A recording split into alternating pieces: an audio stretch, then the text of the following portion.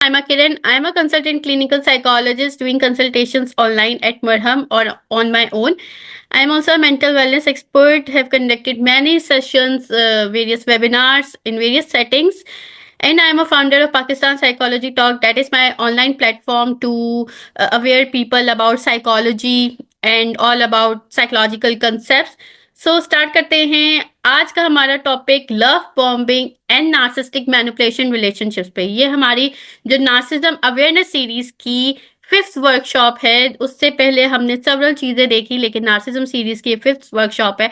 And ये most important topic इसलिए है क्योंकि अभी तक जहां हमने अंडरस्टैंडिंग नार्सिज्म देखा तो उसमें हमने ये देखा था कि नार्सिज्म बन कैसे रहा है, नार्सिज्म बिल्टअप कैसे हो रहा है और उसकी साइकोलॉजी क्या है, नार्सिज्म को बिल्टअप होने की उसके बिहाइंड की साइकोलॉजी क्या है। इसके बाद फिर हमने जो है ना चीजें देखी कि नार्सिज्म इन टेक्नोलॉजी क्या है, वर्क प्लेस में नार्सिज्म कैसे वर्क करता है।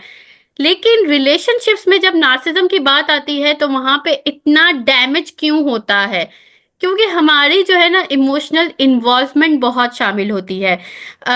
जहाँ पे हमारी इमोशनल इन्वॉल्वमेंट शामिल हो जाए वहां पे फिर डैमेज होना बहुत जो है ना उसकी बात हो जाती है। वहां पे फिर डैमेज होता ही है इंसान के अंदर।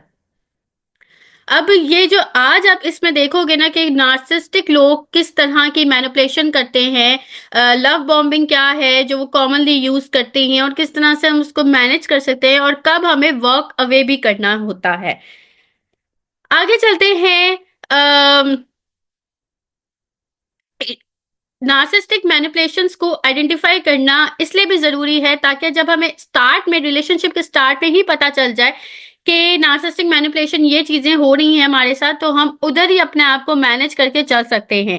लेकिन जब हमें ये फील हो कि अब मैनेज करने से भी बात नहीं बन रही और बहुत मसले हो रहे हैं, देन फिर आपको अपना रिलेशनशिप में वॉक अवे करने का जो है एक मार्जिन वो जरूर रखना चाहिए, सो दैट आप जो है ना इमोशनली, मेंटली, फिजिकली किसी भी तरीके से तबाह ना हो जाओ। और इसीलिए आप सबसे मैं आज ये सवाल करती हूँ कि क्या आपने अपने रिलेशनशिप में कोई मैनिपुलेटिव बिहेवियर इनकाउंटर किया है? मतलब कभी आपने मैनिपुलेटिव बिहेवियर कभी फील किया हो, कोई भी मैनिपुलेटिव बिहेवियर जिसकी वजह से आप कंफ्यूज्ड हुए हो लाइफ में, आप सैड हुए हो, आप बहुत ज्यादा रोए हो, तो क्या आप लोगों ने ऐसा महसूस किया है कि आप या आप लोगों ने एक्सपीरियंस किया है? तो मुझे जरूर बताएं इसके बारे में।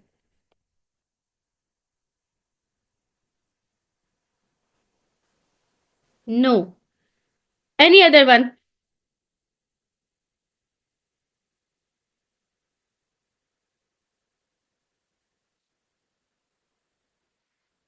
एनी अदर वन जिसने एक्सपीरियंस किया हो? मिस्टर दानियाल भी कहते हैं नहीं एक्सपीरियंस किया। और अगर किसी ने एक्सपीरियंस किया हो तो वो भी बता सकता है कि अगर वो चाह रहा है बताना तो वो बता सकता है, नो डाउट।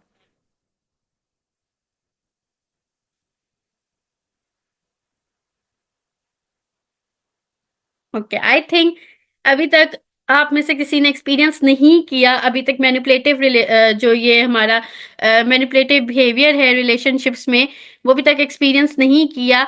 चले हम आगे चलते हैं और हम देखते हैं कि मैनिपुलेटिव बिहेवियर रिलेशनशिप्स में कौन कौन से होते हैं, वहां से आपको शायद आइडिया हो जाए कि क्या आप लोगों ने एक्सपीरियंस किया है कि नहीं किया।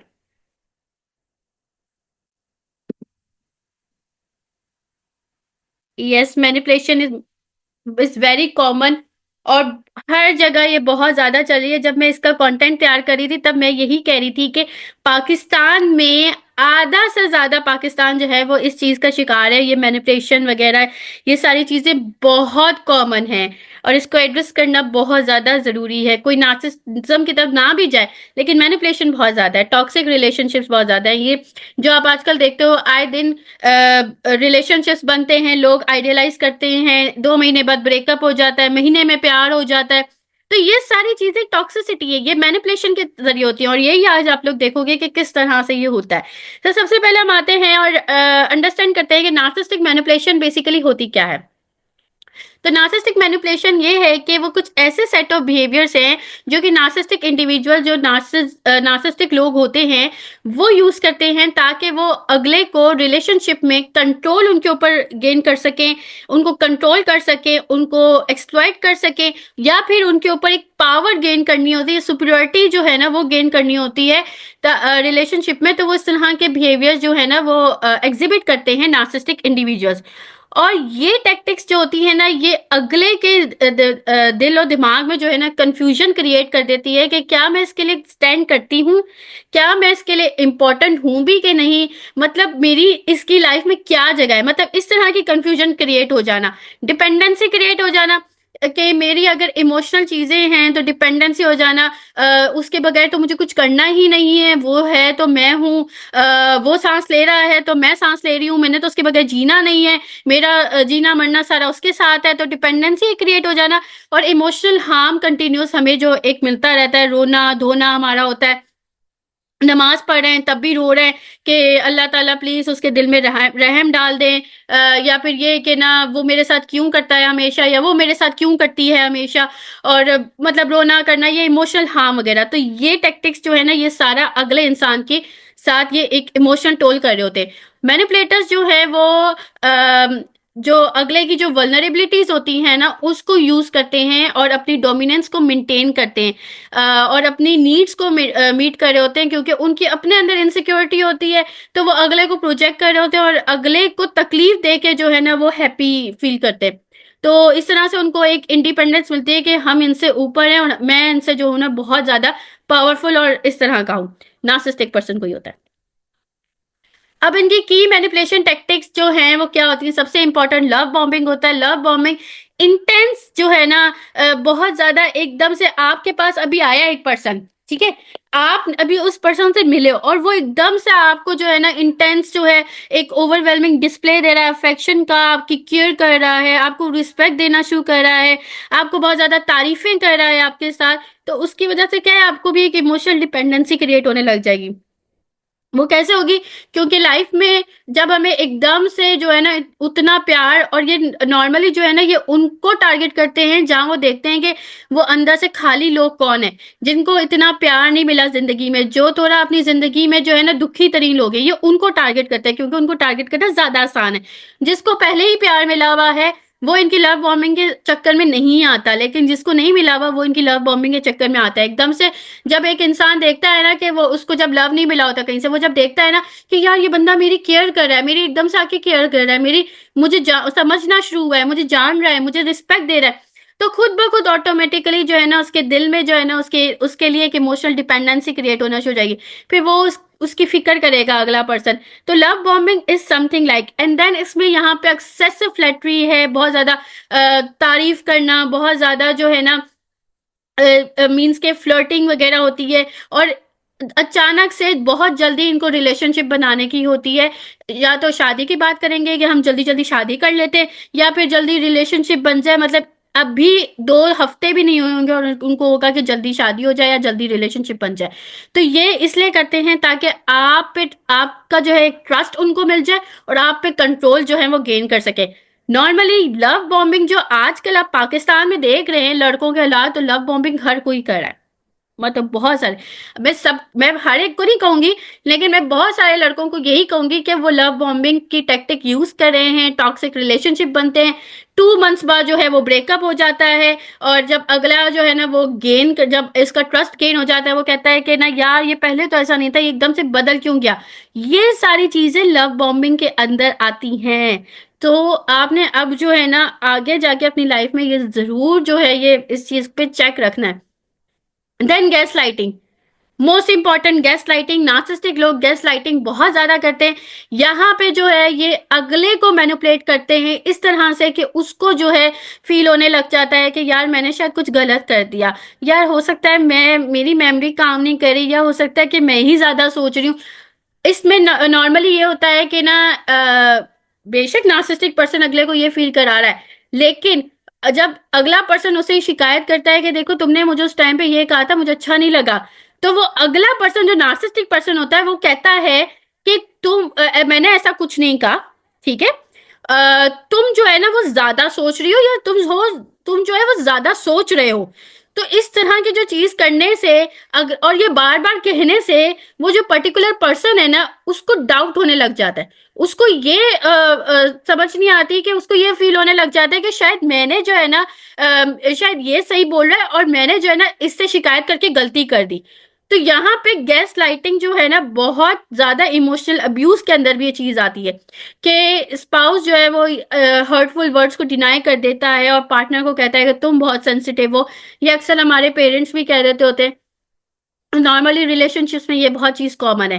देन फिर आती है ट्रायंगुलेशन। यहाँ पे किसी थर्ड पार्टी को इन्वॉल्व करना ताकि जेलसी क्रिएट हो, कंपटीशन आए, इनसिक्योरिटी अगले के दिमाग में हो। और वो सिर्फ इसलिए ऐसे नहीं होती कि किसी के साथ रिलेशनशिप बना लिया, वो किसी की बातें ही लेके आ जाते हैं। देखो तुम्हारी दोस्त है, उसके बाल कितने अच्छे हैं, तुम्हारी दोस्त है उसको देखो उसकी फिगर कितनी अच्छी है, तुम्हारी दोस्त है देखो उसको वो कितना अच्छा खाना बनाती है। मतलब इस तरह की बातें करके एक तो वो दो दोस्तों की आपस में दोस्ती तोड़ते हैं, और दूसरा ये है कि अगले को आइसोलेट करना शुरू कर देते हैं।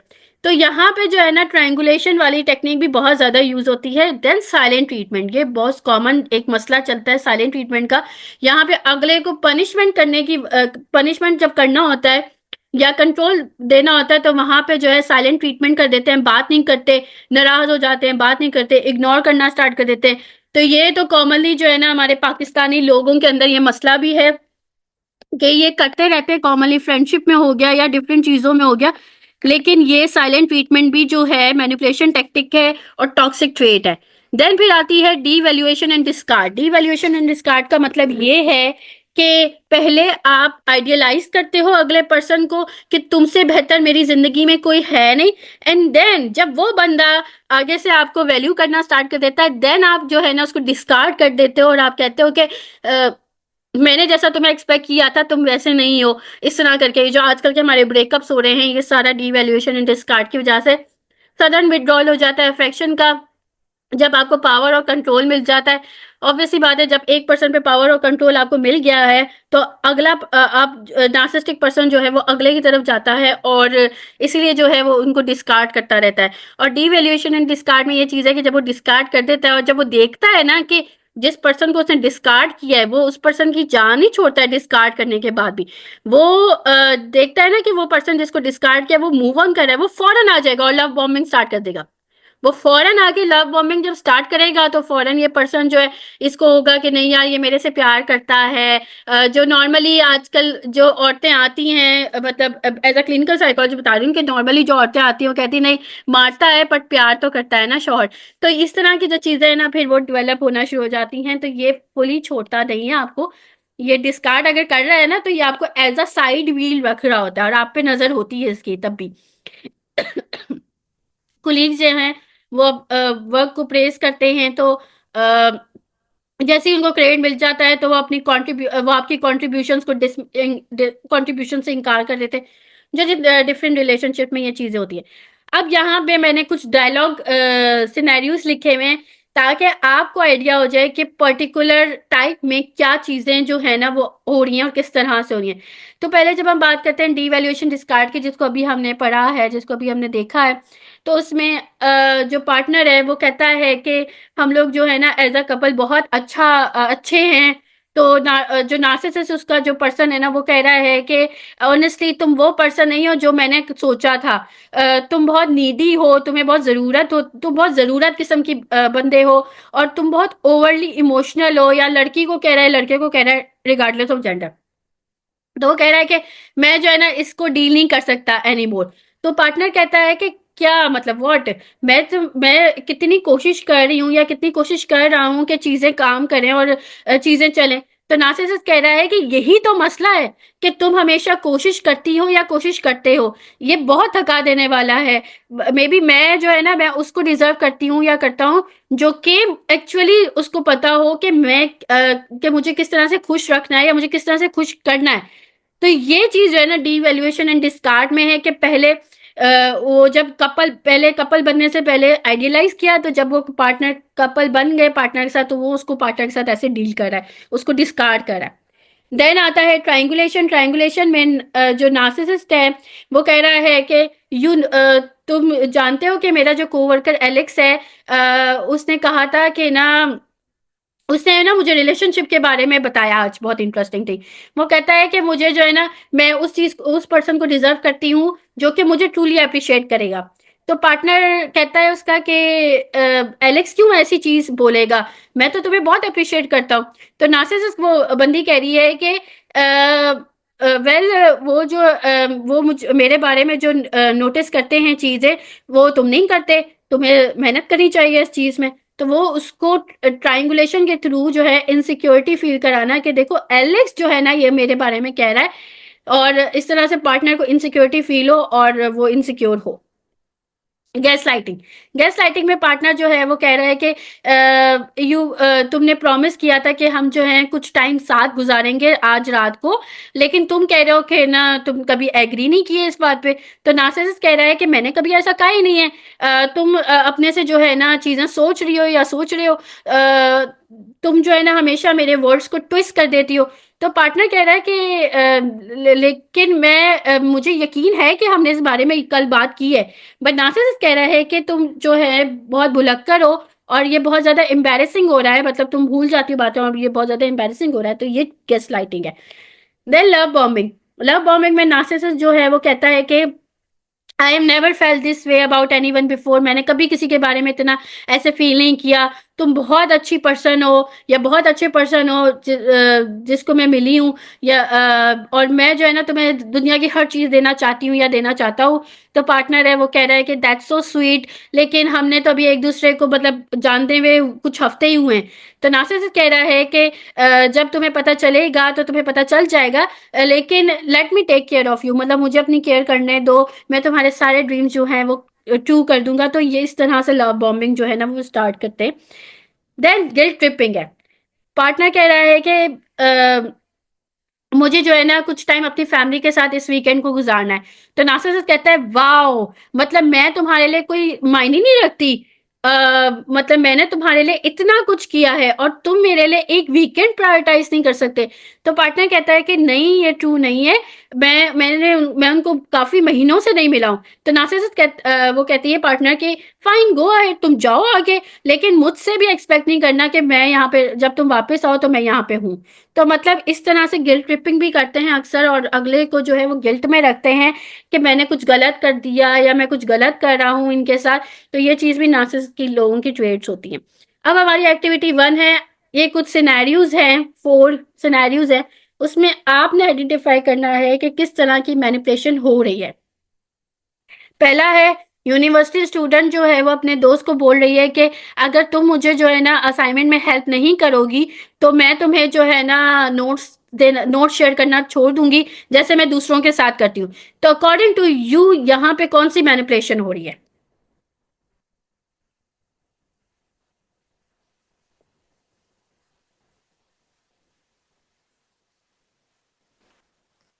चैट में लिख के बता सकते हैं आप लोग।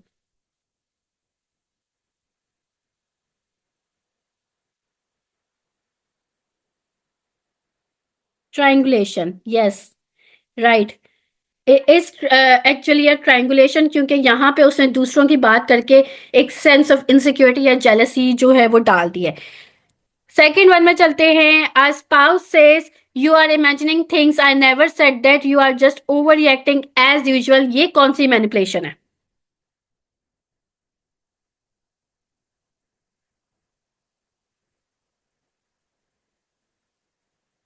No, it's not love bombing. Yes, yes ma'am, you are right, gaslighting, that's gaslighting, क्योंकि यहाँ पे वो यही उसको कह रहा है कि तुम जो है वो चीजों को सोच रही हो, ये इस तरह मैंने ऐसा कुछ नहीं कहा, तुम ओवर रिएक्ट कर रही हो। और ये मोस्ट कॉमनली सुनने को मिलता भी है लोगों को। आफ्टर थर्ड सिनेरियो में जाते हैं। आफ्टर अ फाइट, लड़ाई झगड़े के बाद एक सिबलिंग जो है वो अपने भाई से बात नहीं कर रहा, 3 दिन से बात नहीं कर रहा, और भाई जो है उस जितनी भी अटेम्प्ट करता है कम्युनिकेशन करने की तो उसको इग्नोर कर रहा है। तो ये कौन सी टाइप की मैनिपुलेशन है?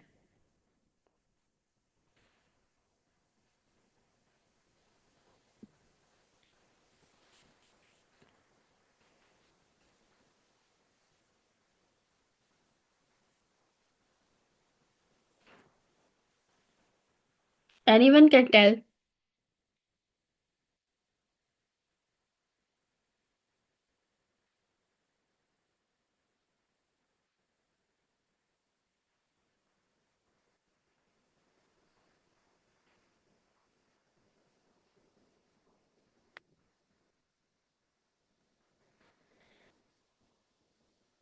स्टोन वॉलिंग और silent treatment, that is silent treatment basically, या स्टोन वॉलिंग भी कह सकते हैं, लेकिन साइलेंट ट्रीटमेंट मोस्ट अप्रोप्रिएट है।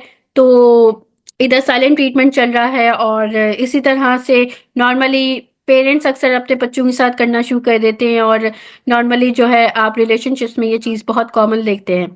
देन लास्ट सिनेरियो है, a fiancé suddenly cancels the engagement after weeks of extreme affection, claiming they need space with no explanation। मतलब इतनी एक्सट्रीम अफेक्शन दिखाने के बाद एंगेजमेंट हो गई है, तो सडनली जो है फियोंसी ने वो कैंसिल कर दिया। वो कह रहा है कि मुझे स्पेस की ज़रूरत है, और मतलब उसकी कोई एक्सप्लेनेशन नहीं है। लव बॉम्बिंग नहीं है ये। अगर ये एग्जाम्पल एक्सट्रीम अफेक्शन तक रहती तो फिर लव बॉम्बिंग हो सकता था, लेकिन यहाँ पे उसने एंगेजमेंट कैंसिल कर दी है, तो यहाँ पे क्या चीज बनेगी?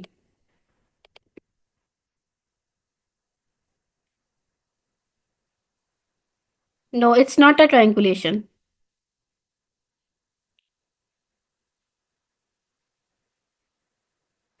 यहाँ पे वो बेसिकली पहले उसने बहुत वैल्यू की है, एंड देन अब वो डिस्कार्ड कर दिया उसने। तो डीवैल्यूएशन एंड डिस्कार्ड की जो है ना, यहाँ पे सिचुएशन आती है, क्योंकि उसने एक्सट्रीम अफेक्शन दिखाई, और उसके आफ्टर वीक्स बाद जो है उसने एंगेजमेंट कैंसिल कर दी कि मुझे जो है ना, अब जो है लाइक मुझे स्पेस चाहिए, और कोई एक्सप्लेनेशन भी उस चीज़ की नहीं है, तो दैट ही इज डिस्कार्डिंग। अगले पॉइंट पे चलते हैं, लव बॉम्बिंग। मोस्ट जो कॉमन एक इशू है, और उसको हम डिटेल से देखते हैं कि लव बॉम्बिंग बेसिकली है क्या। पहले हम देखते हैं कि लव बॉम्बिंग स्टार्ट कैसे होता है। यहाँ पे गिफ्ट्स हम शावर लोग जो हैं वो गिफ्ट्स शावर करते हैं, लेविश गिफ्ट्स देते हैं, मतलब महंगे से महंगे तरीन गिफ्ट्स देना, क्लोथ्स, ज्वेलरी, ब्रांडेड आइटम्स देना, ग्रैंड गेस्टर्स देना, मतलब आपको मुस्तकिल कॉल्स करेंगे, टेक्सटिंग करेंगे। नॉर्मली आप देखते हो कि टेक्सटिंग कॉलिंग के बाद जो है आदमी जो है, जब लड़की या लड़का जो है वो वैल्यू देना शुरू कर देता है, तो फौरन वो फिर गायब हो जाते हैं, इग्नोर करना शुरू कर देते हैं। तो ये तो कॉमनली रिलेशनशिप्स में आजकल चल रहा है। तो कांस्टेंट टेक्सटिंग है, कॉलिंग है, रोमांटिक पोइट्री सेंड कर रहे हैं, बहुत बड़े बड़े प्रोमिस कर रहे हैं कि हम जब मिलेंगे तो ऐसा करेंगे, हम जब मिल जाएंगे तो ऐसा करेंगे, इस तरह करके प्रोमिस हम शेयर करें। यहाँ पे इल्यूजन बिल्टअप होता है। यहाँ पे जो है ना, खुद को जो है वो आइडियल पार्टनर के तौर पे प्रेजेंट करते हैं कि बहुत फैमिली ओरिएंटेड हैं, बहुत रिलीजियस किस्म के हैं, रिस्पेक्टफुल हैं। मतलब ये अगले को देख लेते हैं ना कि अगला किस तरह का पार्टनर चाहता है, तो उसके हिसाब से वो बनने की कोशिश करते हैं, और अपने आप को आइडियल पार्टनर प्रेजेंट करते हैं।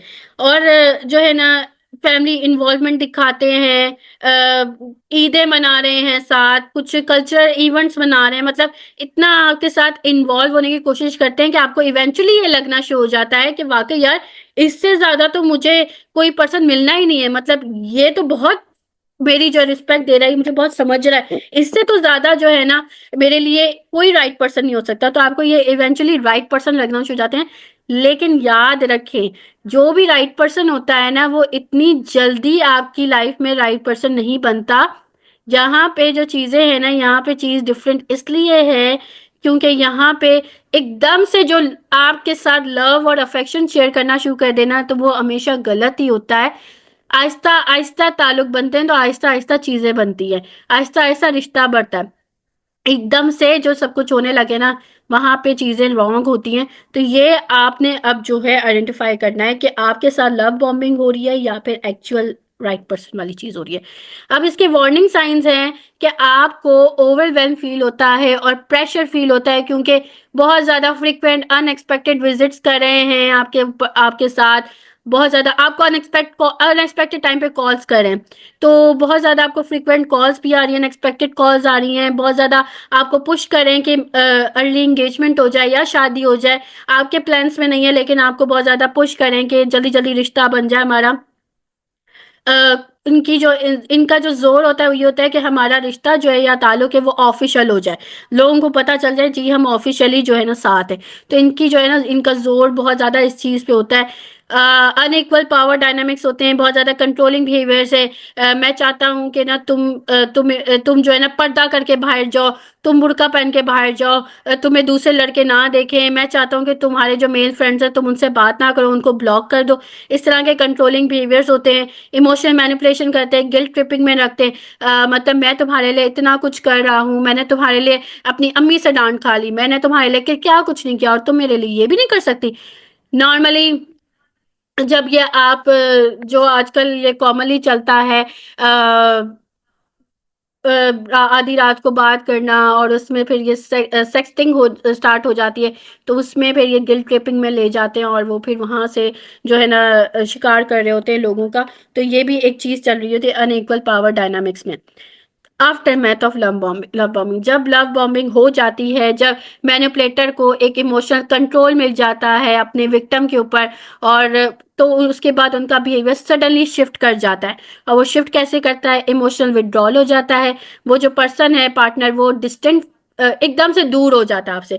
अब आप जो है उसके पीछे भाग रहे हो और वो आपसे दूर भाग रहा है और कम्युनिकेशन बिल्कुल खत्म हो रही है। वो आपको अब इग्नोर करना शुरू कर देता है, सीन करके मैसेज सीन करके जवाब नहीं दे रहा, कॉज आपकी अटेंड नहीं कर रहा। आपको बहुत ज्यादा अब आपको बहुत ज्यादा कंफ्यूजन हो रही है कि क्या मैं इसकी लाइफ में अटेंड क्या मैं इसकी लाइफ में जो स्टैंड करती हूँ कि नहीं करती। तो हर तरह से जो है ना आपको एक इमोशनल विड्रॉल मिल रहा है। फिर आपके ऊपर अब क्रिटिसिज्म भी स्टार्ट हो गया, आपकी आदतों पे बात बोली जा रही है, आपकी लुक्स पे बात बोली जा रही है, अ, आपकी जो है ना लाइफस्टाइल पे बात बोली जा रही है कि तुम बहुत आजाद ख्याल की लड़की हो। तुम बहुत जो है ना तुम क्या बार बार मुझे तंग करती हो, तुम बहुत इरिटेट किस्म की लड़की हो।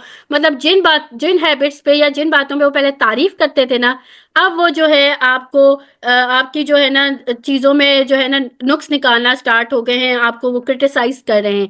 फिर कंफ्यूजन डिपेंडेंसी डेवलप हो गई है। आप जो है बहुत ज्यादा कंफ्यूज फील होना शुरू हो गए हो। आपको होता है कि यार मेरी क्या वर्थ है, मतलब मैं इसकी लाइफ में एग्जिस्ट करती हूँ कि नहीं करती, मैंने क्यों इसका दिल नहीं जीता, मैं और क्या मेहनत करूं, मैं किस तरह से और किस तरह से इसका दिल जीतूं। तो पार्टनर जो है ना वो अपनी इंडिपेंडेंस को जो है मतलब कंप्लेन करता है, कमिटमेंट नहीं है उसकी कंप्लेन करता है। बल्कि अक्सर पार्टनर्स तो जो है वो शिकायत भी कर देते हैं।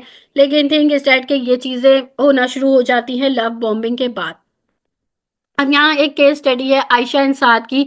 इसके बाद आपको लव बॉम्बिंग का कंसेप्ट बेटर तरीके से समझ आ जाएगा। आयशा एक यूनिवर्सिटी स्टूडेंट है लाहौर में। वो साद से मिली है, म्यूचुअल फ्रेंड्स हैं आपस में, उनके थ्रू मिली है।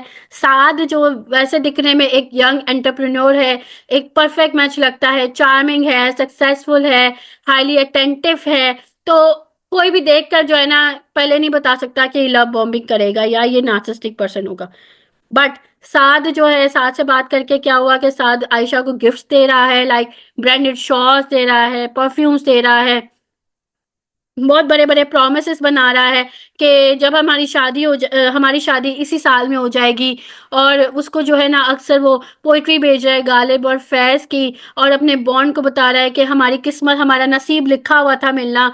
और साथ ये भी बोल रहा है आयशा को कि उसके जो फ्रेंड्स और फैमिली है ना, अ, वो उसकी फ्रेंड्स और मतलब आयशा की फ्रेंड्स और फैमिली को बोल रहा है कि ये तो मेरी पूरी दुनिया है, मैं इसके बगैर सांस नहीं ले सकता। मतलब एक इमेंस प्रेशर वो उन पे भी डाल रहा है कि रेसिप्रोकेट करें और शादी कर दें जल्दी। फिर साथ क्या है, वो फ्रिक्वेंट अपडेट, वो फिर डिमांड कर रहा है कि तुम जहां भी जा रही हो मुझे बता के जाओ। Miss Alisha, I will provide you with hand out after this webinar. You can contact me if you are not added in group. तो जो ये है कि साद जो है ना वो उसे कह रहा है कि तुम जहां जाओ मुझे ये बता के जाओ, मुझे अपडेट दो। और उसको कह रहा है कि तुम अपने मेल क्लासमेट्स को भी अवॉइड करो कि ये हमारे कल्चर में अप्रोप्रिएट नहीं है। और वो उसको पुश कर रहा है कि एक क्विक इंगेजमेंट हो जाए ताकि जो है ना मतलब इवन दो वो अभी अपनी जो आयशा है वो चाहती है कि अपनी स्टडीज पहले कंप्लीट कर ले और फिर उसके बाद एंगेजमेंट और शादी तक जाए, लेकिन वो जो है वो उसको इस चीज पे बहुत ज्यादा पुश कर रहा है। Mister Daniyal, no I will not provide slides but I will provide you with handout of this lecture so that it will be easy for you. Okay. जैसे ही आयशा एग्रीड हो जाती है तो फौरन ही साद का बिहेवियर शिफ्ट हो जाता है ड्रास्टिकली, और वो फिर जो है उसको अक्यूज मतलब उसको बाद में अक्यूज करना शुरू कर देता है, और उसको कहता उसके ऊपर अटेंशन भी पे नहीं कर रहा, और उसको कह रहा है कि तुम बहुत मॉडर्न हो, और उसको जो है ना इमोशनल विड्रॉल दे रहा है, मतलब उसको कंफ्यूज और डिपेंडेंट बना रहा है। और कुछ मतलब इससे फिर आयशा को पता नहीं चल रहा कि उसने क्या गलत कर दिया, और इसके बाद जो है आयशा को बहुत ज्यादा ये फील हो रहा है कि अब मैं उसकी लाइफ में किधर स्टैंड करती हूँ। तो यहाँ पे लव बॉम्बिंग हुई स्टार्ट में, एंड देन फिर डी वैल्यूएशन। लव बॉम्बिंग के साथ साथ डी वैल्यूएशन डिस्कार्ड का भी कंसेप्ट चल रहा है। तो पहले लव बॉम्बिंग करके आइडियलाइज किया एंड देन बाद में डिस्कार्ड करना शुरू कर दिया। तो यहाँ पे ये चीज चलती है और ये साइकिल है पूरा, ये बनता जाता है। जैसे ही वो देखेगा ना कि आयशा मूव ऑन करने लगी है लाइफ में, और जो है ना वो उसको बिल्कुल ही नहीं देख रही और मूव ऑन करने लगी, तो फौरन से जो है ना उसको लव बॉम्बिंग की तरफ दोबारा लेके आ जाएगा, फिर आयशा फंस जाएगी, फिर वो उसको दोबारा से मतलब ये एक साइकिल चलता जाता है और ये इसी तरह से साइकिल रहता है। अब हम दूसरी नार्सिसिस्टिक मैनिपुलेशन टेक्टिक्स को देखते हैं लव बॉम्बिंग के अलावा, जिनके बारे में हमने पहले भी बात की थी, और हम ये भी देखेंगे कि हम उनको मैनेज किस तरह से कर सकते हैं। पहली आती है गैस लाइटिंग। गैस लाइटिंग जो है, जिस तरह से मैंने बताया था कि साइकोलॉजिकल मैनिपुलेशन है, जहाँ पे मैनिपुलेटर रियलिटी को क्वेश्चन करने की उसमें कर देता है। यहाँ पे साइन आ जाते हैं, कांस्टेंट सेल्फ डाउट है, आपको अपने ऊपर सेल्फ डाउट रहता है, आप बहुत ज़्यादा जो है अपने आप को पागल कहना शुरू कर देते हो या ओवरली सेंसिटिव कहना शुरू कर देते हो, मतलब उनकी जबान बोलना शुरू कर देते हो अपने ऊपर। और इसमें यह है कि आपको इस तरह से रिस्पॉन्ड करना चाहिए कि आपको हर चीज़ का एविडेंस रखना है, आपने कन्वर्जेशंस लिख के रखनी है, आपके मैसेजेस सेव करके रखने, वॉइस रिकॉर्डिंग करके रखनी है, कॉल रिकॉर्ड्स करके रखनी है, मतलब हर चीज़ जो है ना किसी ना किसी तरह से एविडेंस जरूर लेके रखो आप। और अपनी इंस्टिंक्ट को भी ट्रस्ट में लेके आओ, जब आपको फील लगे कि यार नहीं वो झूठ बोल रहा है मैं सही कह रही हूँ, तो वहीं पे जो है ना अपनी इंस्टिंक्ट पे ट्रस्ट करो और उस चीज को समझो कि आपके साथ गैस लाइटिंग हो रही है, क्योंकि जब आप नहीं समझोगे तो आप जो है फिर इमोशनली जो है वो अब्यूज में चले जाओगे और आपकी मेंटल हेल्थ वहीं पे सफर करना शुरू कर देगी। आगे चलते हैं ट्रायंगुलेशन में, जहाँ पे वो थर्ड पार्टीज को इन्वॉल्व कर रहे हैं, मैनिपुलेशन कर रहे हैं, कंट्रोल कर रहे हैं। तो यहाँ पे साइन ये है कि वो दूसरों के साथ आपका कंपैरिजन कर रहे होते हैं, और आपको ये फील होने लग जाता है कि आपको कोई देख रहा है कॉन्स्टेंटली, या फिर आपको इन्फ्लुएंस में ला रहा है कॉन्स्टेंटली। तो मदर इन लॉ जैसे अपनी डॉटर इन लॉज को कंपेयर करती हैं, तो इस तरह से ये चीजें चलती रहती हैं। आपने इसको रिस्पॉन्ड किस तरह से करना है? आपने कंपटीशन को तो सबसे पहले अवॉइड करना है, आपने किसी कंपटीशन में नहीं जाना। फिर आपने जो है स्ट्रेंथ्स पे फोकस करना है, आपने देखना है कि आपकी क्या स्ट्रेंथ है, क्योंकि किसी के भी कंपैरिजन से आपकी स्ट्रेंथ कम नहीं होती। तो आपने अपनी स्ट्रेंथ्स को जरूर फोकस में रखना है, और आपने डायरेक्टली जो है ना असर्टिव वे में मैनिपुलेटर को एड्रेस करना है, और आपने कहना है कि दैट्स गुड कि आपको उसमें ये चीजें अच्छी लगी, लेकिन मेरे अपने वेज है चीजों को करने के, और मैं उसी तरह से चीजें करती हूँ। तो आपने बहुत असर्टिवली वे में और स्ट्रेट फॉरवर्ड होकर चीजें कहनी है। आपने बिल्कुल कन्फ्रंटेशन के मोड पे नहीं कहना, आपने बिल्कुल असर्टिव वे में और बिल्कुल स्ट्रेट होके जो है ना आपने एड्रेस करना है मैनिपुलेटर को, ये सारी चीजें। देन हम आगे जाते हैं साइलेंट ट्रीटमेंट की तरफ। इसकी जो साइंस हैं वो ये हैं कि उस साइलेंस की कोई एक्सप्लेनेशन नहीं होती, और विक्टिम जो है वो इग्नोर फील करता है, गिल्टी फील करता है, या घोस्ट आउट फील करता है, या घोस्ट आउट कर दिया है। तो इसको रिस्पॉन्ड ये करना है कि आपने बाउंड्री सेट करनी है, और आपने ये बता देना है पहले कि अगर मुझे इग्नोर किया तो ये अनएक्सेप्टेबल है, आई will not continue relationship with you, अगर मुझे इस तरह से इग्नोर किया या मेरे साथ इस तरह से ट्रीटमेंट किया। तो आपने अपनी बाउंड्री सेट करनी है, आपने ओवर अपोलोजाइज नहीं करना। आई नो जब साइलेंट ट्रीटमेंट कोई देता है तो हम लोग जो है बहुत ज़्यादा वो उसमें टेंशन में आ जाते हैं, और हमें होता है कि यार इसको मना लें। आपने एक दफ़ा सॉरी कर दिया, इट्स ओके, आपने एक दफा सॉरी कर दिया, इट्स ओके, बट आपने उसको जो है बार बार ओवरली अपोलोजाइज नहीं करना, क्योंकि ओवर अपोलोजाइज करने से उस पर्सन ने नहीं सुनना और आपकी सेल्फ रिस्पेक्ट कम होनी है। तो आपने ओवर अपोलोजाइज की तरफ नहीं जाना, और आपने ये रिकॉग्नाइज करना है कि ये कंट्रोल का फॉर्म है। जहां साइलेंट ट्रीटमेंट होना है, आपने अगले को उसके हाल पे छोड़ देना और आप अपनी लाइफ में जियो। वो खुद ही फिर अगला पर्सन आ जाता है, इवेंचुअली वो खुद ही पर्सन, अगला पर्सन जो है ना वो आ जाता है, और वो फिर जो है ना कहना शुरू कर देता है सॉरी यार मुझे ये चीज बुरी लगी थी, क्योंकि उसको पता चलना शुरू हो जाता है ना कि अगला पर्सन आया नहीं, उसने मुझे इंपॉर्टेंस नहीं दी, तो वो ये इसी क्यूरियोसिटी में आ जाता है। लेकिन आपने खुद को ओवर अपोलोजाइज नहीं करना। आगे चलते हैं, डी वैल्यूएशन एंड डिस्कार्ड है। इसके साइंस हैं कि सडन क्रिटिसिज्म है, एक्सेसिव मतलब एक्सेसिव प्रेज के बाद आपको जी मिस आमना, हमें कैसे पता चलेगा कि हम ओवर अपोलोजाइज करें? तो उसमें हमें इस तरह से पता चलेगा कि आपने वन टाइम सॉरी कर दिया, सेकंड टाइम सॉरी कर दिया, लेकिन उसके बाद आपने सॉरी नहीं करना। वन टाइम सॉरी भी इनफ होता है, दिल से किया गया सॉरी वन टाइम भी इनफ होता है। सेकंड टाइम चलो आप अपनी हैप्पीनेस के लिए कर लेते हो, लेकिन उससे ज्यादा अगर आप सॉरी करते हो ना, तो वहां पे एक तो सॉरी की अहमियत भी खत्म हो जाती है, दूसरा ये है कि अगले पर्सन को दैट मीन्स कि आपकी रिस्पेक्ट नहीं है, कि जो वन टाइम सॉरी में ही नहीं मान रहा, जो सेकंड टाइम में भी सॉरी में नहीं मान रहा, वो आगे थर्ड टाइम सॉरी में कैसे मानेगा? तो आपने वहीं पे जो है खुद को रोक देना है ओवर अपोलोजाइज से।